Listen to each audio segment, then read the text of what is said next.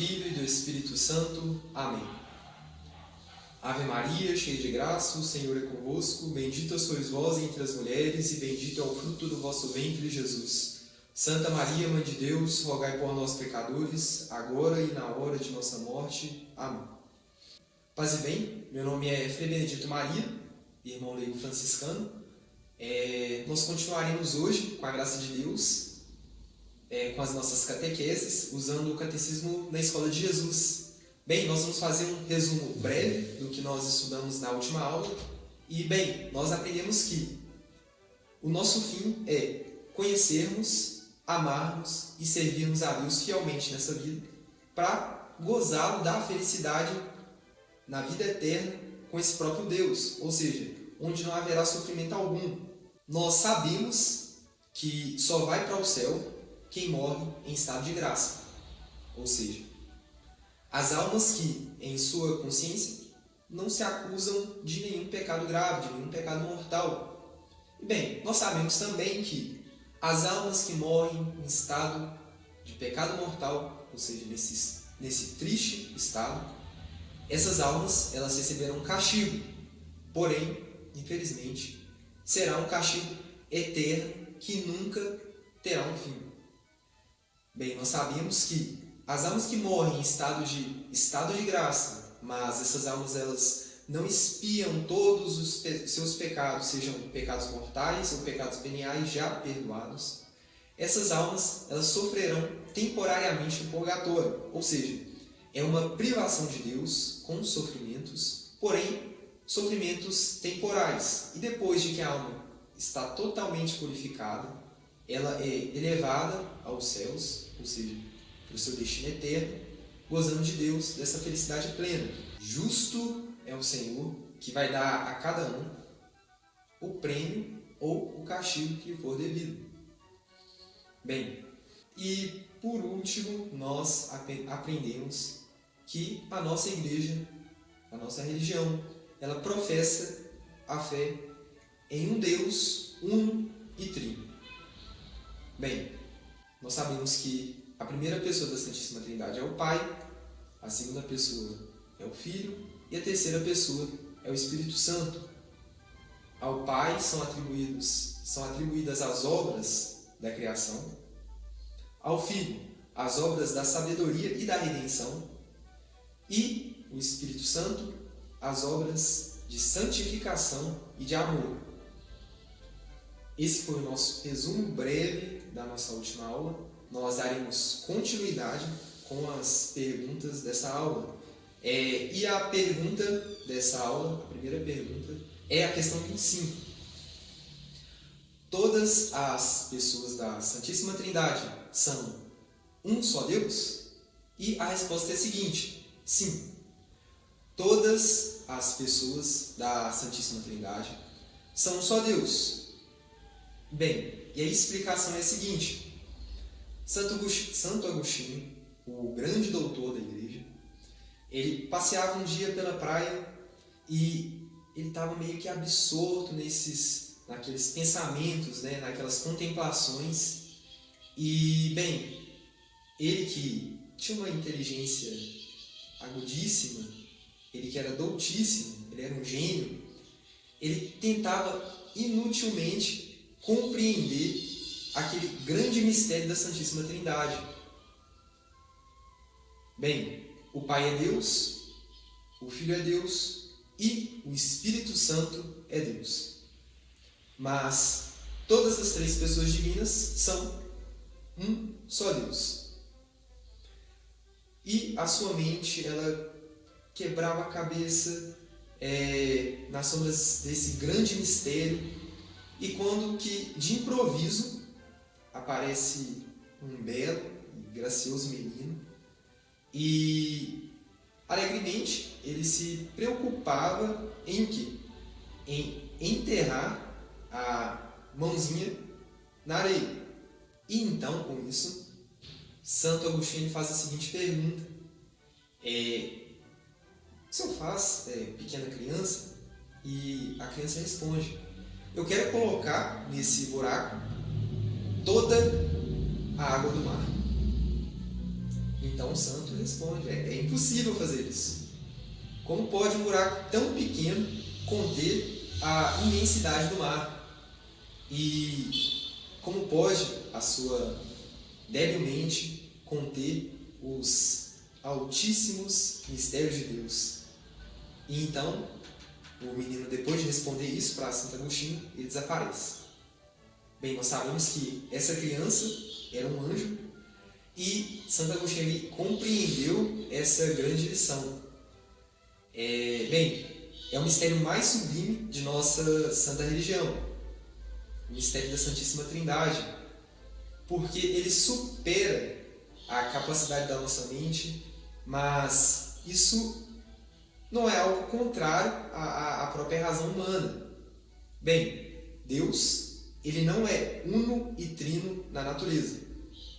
Isso nós negamos. Ele é uno quanto à natureza e trino quanto às pessoas. E a próxima questão é a questão 26. Das 3 pessoas da Santíssima Trindade, houve alguma que se encarnou e se fez homem? Bem, a resposta é a seguinte: sim. Das 3 pessoas da Santíssima Trindade, encarnou-se e fez homem a segunda pessoa, isto é, o Filho. E a explicação é a seguinte: a criação ela é uma obra de amor. Desde toda a eternidade vivem as 3 pessoas divinas, que são imensamente felizes, mas quiseram que outras criaturas também participassem dessa felicidade, dessa beatitude. E foi então que, criado os homens, dotados de dons maravilhosos, colocados num paraíso de delícias, elevados por gratuidade, por pura bondade de Deus, à dignidade de filhos de Deus e feito rei de toda a criação. Deus, contudo, na história do homem, infelizmente, o grande e lamentável acontecimento, e logo na primeira prova, ou seja, Adão e Eva, eles foram provados por Deus, e infelizmente aconteceu o fato da grave desobediência, ou seja, eles se deixaram seduzir pela astúcia diabólica. E bem, por isso eles foram expulsos do paraíso. E bem, tanto o pecado original quanto o pecado mortal são ofensas infinitas a um Deus infinito. Essas ofensas, elas se revestem da malícia infinita, provocando com isso a justiça divina, ou seja, um castigo eterno. Bem, poderia um homem, sendo uma criatura finita, reparar essa ofensa infinita? Nunca, jamais. Só o amor infinito de Deus, que já criara o homem, poderia redimi-lo. Bem, a segunda pessoa da Santíssima Trindade, o Filho de Deus, o Messias, nosso Senhor Jesus Cristo, ele desceu à terra, revestiu-se da nossa natureza humana, tomou um corpo e uma alma imortal e, tornando-se em tudo semelhante ao homem, sacrificou-se por ele, oferecendo ao Pai Eterno como uma vítima de expiação.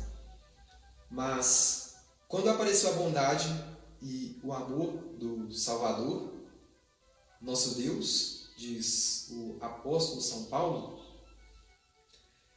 salvou-nos mediante ao batismo de regeneração e de renovação do Espírito Santo, que ele difundiu sobre nós abundantemente por Jesus Cristo, nosso Salvador.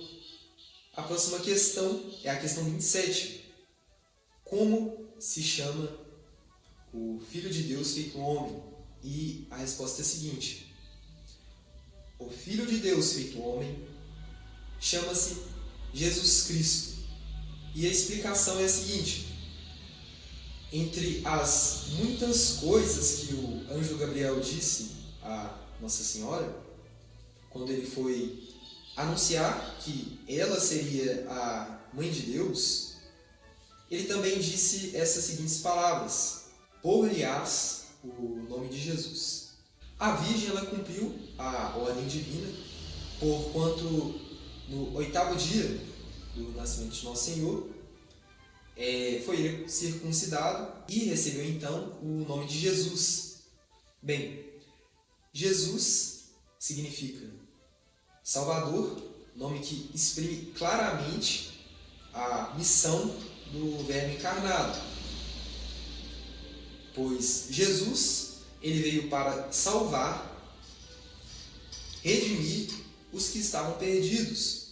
Jesus é também o Cristo, ou seja, é uma palavra grega que significa Messias e significa então o enviado de Deus, o ungido do Senhor.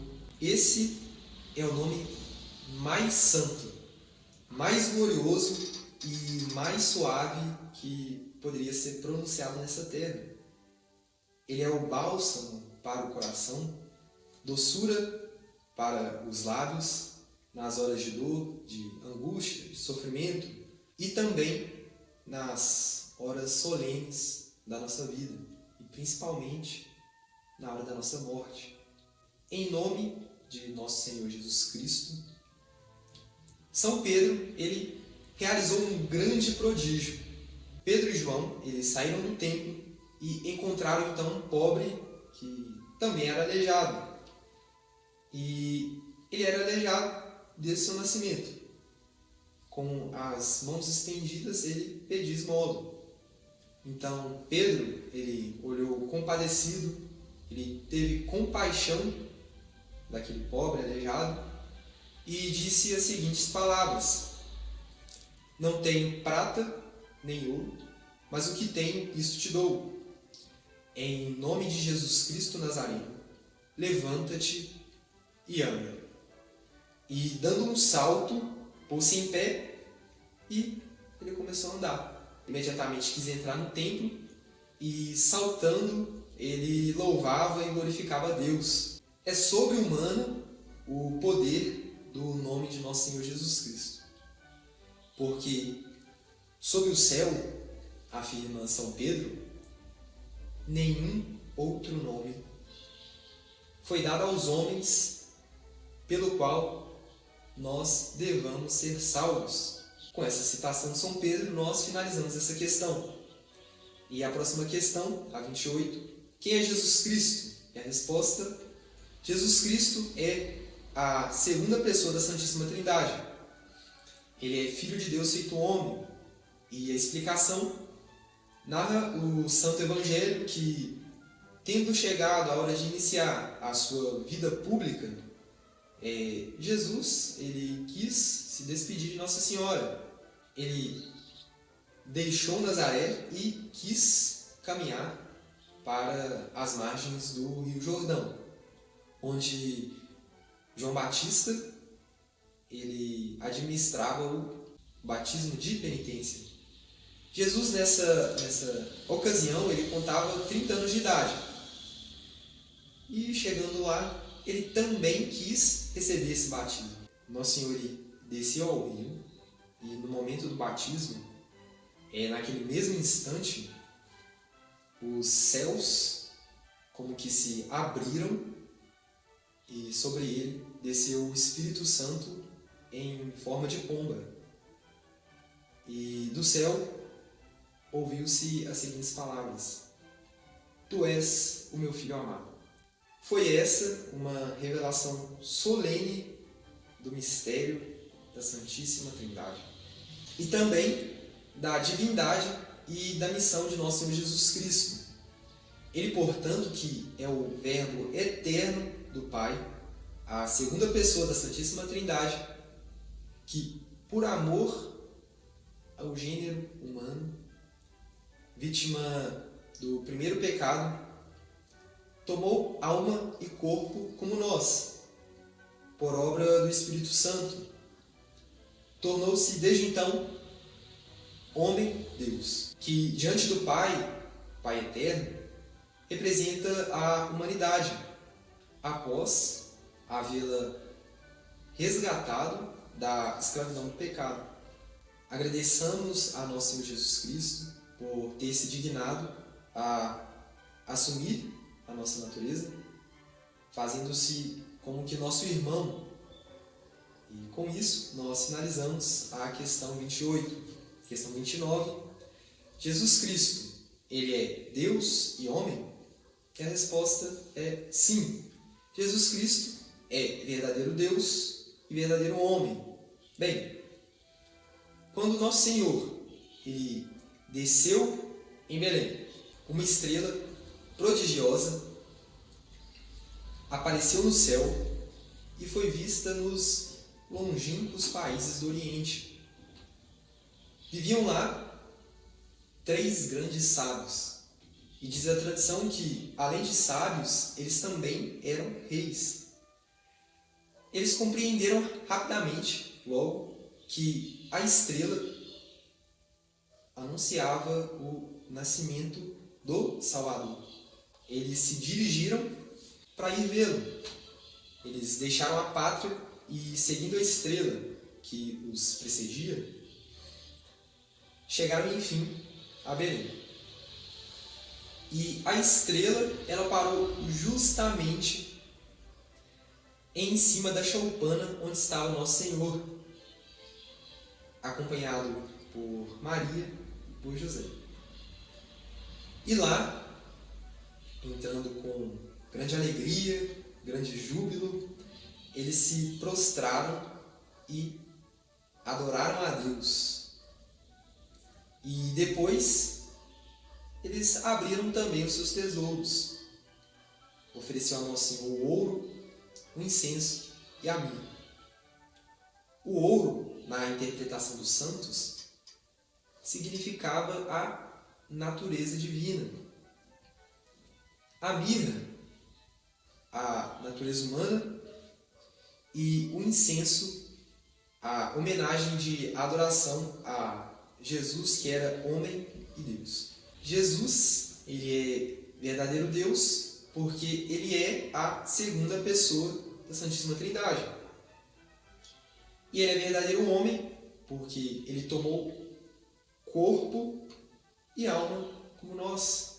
Tem, porém, uma só e única pessoa, a pessoa divina. Ou seja, 2 naturezas distintas, tanto a divina quanto a humana, em uma única só pessoa, sem que nessa pessoa essas 2 naturezas se misturem, ou seja, a natureza divina, tanto da natureza humana, elas estão distintas, sem mistura, em uma única só pessoa. E a nossa última questão: por que é que o Filho de Deus se fez homem? E a resposta é a seguinte: o Filho de Deus se fez homem para nos salvar, isto é, para nos remir do pecado e nos reconquistar o paraíso. E a explicação: Deus ele criou Adão e Eva. Ele os cumulou de dons maravilhosos. Eram imensamente felizes, inclinados ao bem, isentos de toda a enfermidade e também isentos da própria morte. Deus deu-lhes ainda o maior de todos os dons, ou seja, a graça que os fazia filhos de Deus e herdeiros do paraíso. Mas Deus ele quis provar, tanto em Adão como Eva, a fidelidade dos dois. Deus ele proibiu que eles comessem do fruto da árvore do bem e do mal. Mas o demônio, que tomou uma forma de serpente, ele tentou Eva para que ela colhesse o fruto para depois comê-lo. Eva, infelizmente, ela atendeu o demônio.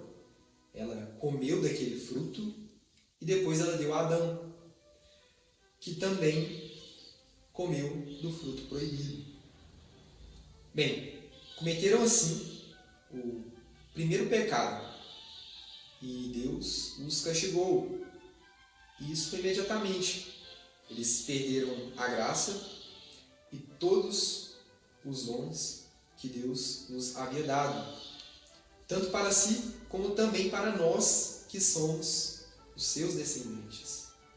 Eles foram expulsos do paraíso terrestre, e o Senhor também fechou a eles as portas do paraíso eterno, do céu.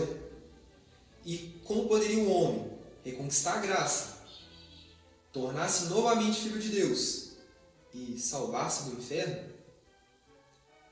O Pai Celeste, por pura misericórdia, por pura bondade, ele manda o seu divino Filho, o Verbo eterno, para redimir e abrir as portas do céu que estavam fechadas.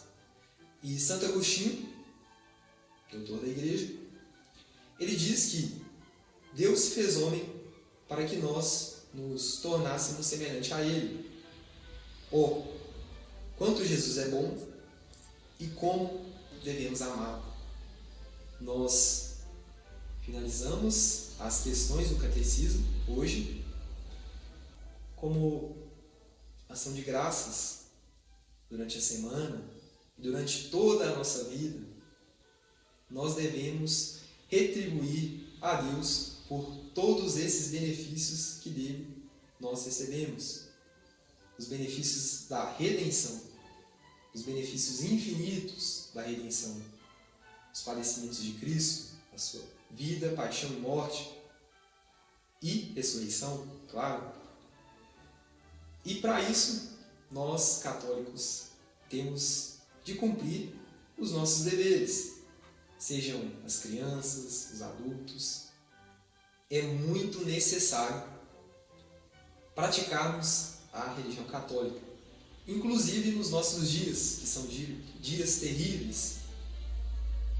O mundo que hoje se esqueceu de Deus necessita da fidelidade dos seus filhos para conquistar novamente essas outras almas que se perderam, e muitas delas que se perderam pelo mau exemplo, ou seja, o mau exemplo do mundo. O que devemos nós fazermos para reparar todos esses males? Não é muita coisa. Começamos com o sinal da cruz ao acordarmos, o sinal da cruz feito com devoção, com atenção. Depois do sinal da cruz, as orações da manhã, que é muito importante e necessário. Depois da oração da manhã, cumprirmos com as resoluções que nós tomamos durante essa pequena oração. Ou seja, a resolução de não pecarmos, de fugirmos de toda ocasião de pecado e também de praticarmos o bem que estiver ao nosso alcance. Devemos também, durante a noite, fazermos as orações da noite antes de dormirmos. E também fazermos o exame de consciência. Devemos, com isso, examinar todos os atos, pensamentos, palavras, obras, omissões de todo o nosso dia. Devemos, com o coração humilde e contrito, pedir perdão a Deus. E com a consciência tranquila, depois das orações da noite, depois do exame de consciência, confiarmos que Deus, depois de termos pedido a sua graça, nos dará a graça de, no próximo dia, sermos melhores. E assim, pouco a pouco, progredirmos na vida de oração. Mas não é fácil, é um dia por vez. Os que tiverem tempo, ofereçam terço, rosário. Os que não tiverem, atos de amor para Nossa Senhora, atos de reparação, e pouco a pouco progredirmos na vida de oração. Hoje nós finalizamos a nossa aula, vamos rezar a oração de São Bernardo, a Santíssima Virgem Maria. Lembrai-vos, ó piedosíssima Virgem Maria, que nunca se ouviu dizer que nenhum daqueles que tenham recorrido à vossa proteção, implorado a vossa assistência e reclamado o vosso socorro, fosse por vós desamparado. Animado eu, pois de igual confiança, ó Virgem entre todas singular, como mãe recorro de vós me vale, e gemendo com peso os meus pecados me prostro aos vossos pés. Ó Mãe do divino Verbo de Deus manado, dignai-vos de nos ouvir propícia e de nos alcançar o que vos rogo. Amém. Em nome do Padre, do Filho e do Espírito Santo. Amém. Salve Maria, paz e bem, e até mais.